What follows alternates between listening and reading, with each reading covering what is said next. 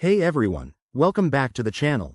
Today, we're diving into a super practical topic: how to deposit money from your US bank account to a PNC bank account in 2025. Whether you're managing finances, paying off loans, or just sending money to a friend, this step-by-step guide will make the process smooth and hassle-free. Let's get started. First things first, you need to understand that transferring money between banks like US Bank and PNC is typically done through secure online methods, wire transfers, or ACH payments.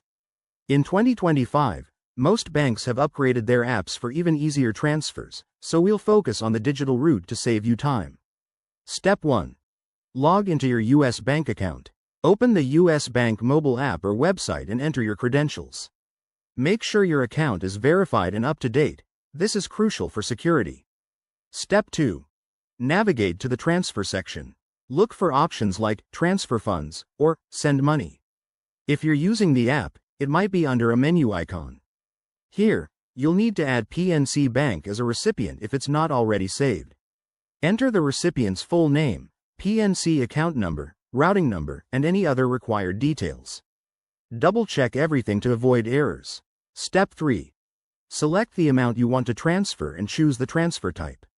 For domestic transfers, an ACH option is usually the cheapest and fastest.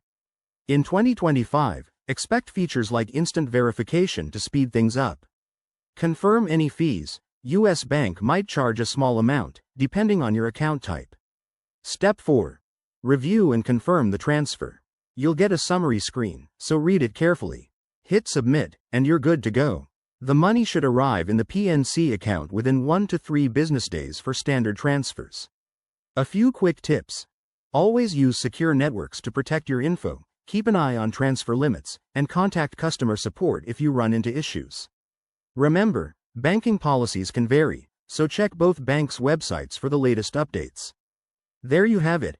Transferring money from US Bank to PNC Bank is easier than ever in 2025.